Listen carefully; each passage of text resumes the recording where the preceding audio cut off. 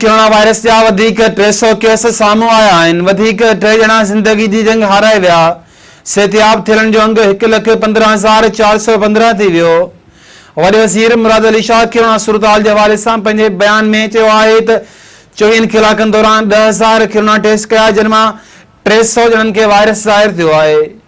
वॾे वज़ीर चयो त सिंध में कोरोना वायरस में मुब्तला मरीज़नि जो अंग 1,23,546 थी वियो आहे।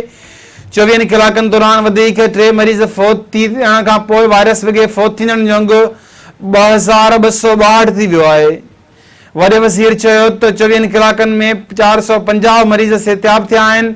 हिन वक़्त ताईं ठीक थींदड़नि जो अंग 1,15,415 थी वियो आहे।